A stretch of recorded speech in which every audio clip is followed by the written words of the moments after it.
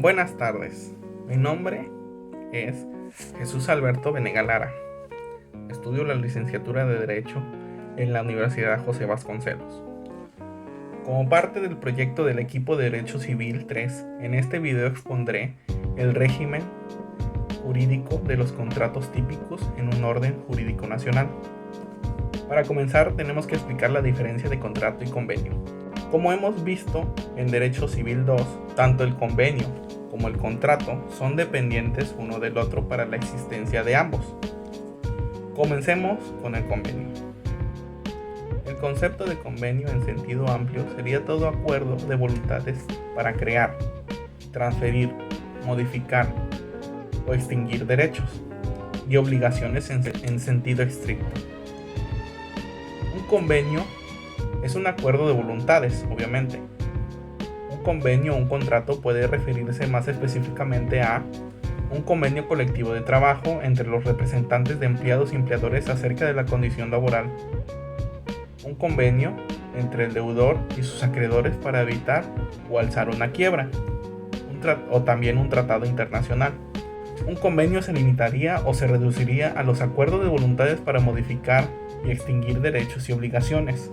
Entonces, los contratos serían los acuerdos de voluntades para crear y transferir derechos y obligaciones. Por tanto, es más preciso referirnos a la fuente de obligación como contrato y no como convenio, en virtud de que el convenio, en sentido amplio y en sentido estricto, se refiere a cuestiones que tienen que ver con la extinción de obligaciones y no necesariamente de su nacimiento. Ahora bien, los contratos son la fuente de obligación definida como el acuerdo de voluntades para crear o transferir derechos y obligaciones. Para mayor comprensión del tema de los contratos, existe en la doctrina varias clasificaciones de los mismos. Número 1. Los contratos bilaterales. El contrato bilateral son aquellos acuerdos en los que las partes se obligan recíprocamente, es decir, ambos sujetos en la relación jurídica tienen derechos, pero ambos también tienen obligaciones. Número 2. Contratos unilaterales. En los contratos unilaterales solamente uno de los sujetos tiene una obligación.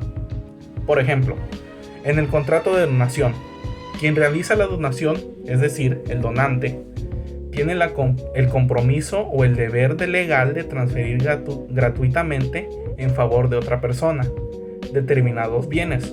Por su parte, el donatario no tiene ninguna obligación legal al respecto. Número 3.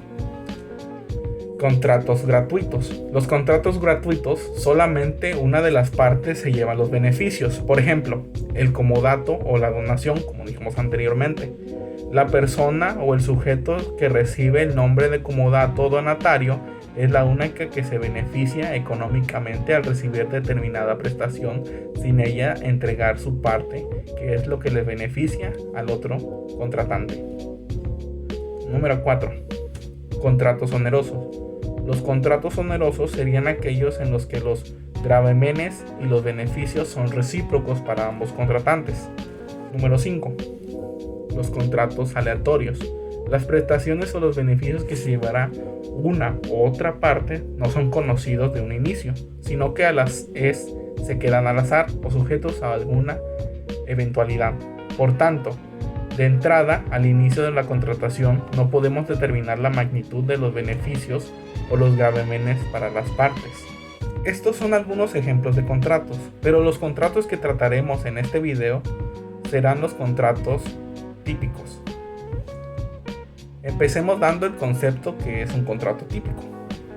El contrato típico es aquel que cuenta con una regulación sustancial en las leyes. Lo anterior no considera que dichos contratos sean mencionados incidentalmente en alguna ley o con la finalidad de establecer alguna consecuencia jurídica. Solo constituyen contratos típicos aquellos cuyas circunstancias fundamentales, origen y ejecución se encuentren regulados por la ley, aunque se trate de una regulación breve o parcial que quiera ser completada en diferentes aspectos con las normas generales sobre los contratos. La autonomía de la voluntad reconocida y a su vez limitada en el artículo 1255 del Código Civil, permite individualmente que el contratante pacte una reglamentación negocial distinta de la prevista en una ley del contrato que han celebrado, siempre y cuando su desplazamiento no se suponga de las normas imperativas que lo rigen. No cede pues en este caso un abandono del esquema legal de un contrato típico, es decir, no por simple hecho de que las partes introduzcan algunas modificaciones en un tipo legal, se dé lugar a un contrato atípico, pues hace falta que realmente se pase a otro tipo no regulado, siendo de estimar que hay otro tipo contratal cuando, con el cambio introducido, se verían las funciones económicas del contrato típico. Sin embargo, en ocasiones las partes no se limitan a emplear para fines aquel esquema, sino que crean una circunstancia de que no posee regulación legal. La labor de creación de nuevas figuras contractuales no puede, en verdad, ir muy lejos de los ordenamientos jurídicos desarrollados. De hecho, lo que sucede es que se aprovechan al máximo los tipos o esquemas legales existentes, introduciendo en ellos nuevas prestaciones o nuevos pactos que los desnaturalizan o desfiguran para servir a fines distintos total o parcialmente de los previstos por el legislador, o combinan dos o más tipos de conocidos en ese mismo objetivo. Ahora daré uno de los ejemplos de los contratos típicos. Se pueden tomar como ejemplos del contrato típico. Número 1. Los contratos de compraventa. El contrato de compraventa es un documento por el cual la persona se obliga a entregar una cosa u otra que a su vez la obliga a pagar un precio. En un contrato de compraventa, el vendedor se compromete a entregar una cosa al comprador a cambio de una cantidad de dinero. Número 2. Contrato de depósito. Como su nombre lo dice, el contrato de depósito es un contrato mediante el cual el depositante cede la tenencia de una cosa al depositario para que se encargue de custodiarla, debiendo estar restituida cuando el depositante la reclame. El contrato de mandato.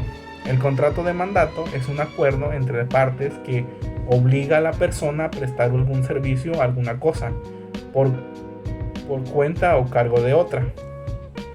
Mediante el mandante y mandatario se ponen de acuerdo para conseguir ambos llevar a cabo una acción pactada. Número 4. Contrato de fianza. Mediante el contrato de fianza, una parte, el fiador, asume la obligación contraria por un tercero frente al acreedor. En caso de que no hacer esto, la fianza puede ser constituida sin que intervenga el deudor, ignorándola e incluso contradiciéndola. La obligación del fiador es idéntica a la del deudor. Por último, número 5. Contrato de seguro. Un contrato de seguro es un acuerdo en el que los participantes de dos partes, el asegurador y el tomador, ambos tienen obligaciones y derechos que quedan estipulados en la celebración de convenios. Al firmar el contrato, el asegurador se responsabiliza a reponer bien el perdido o pagar la suma equivalente al daño.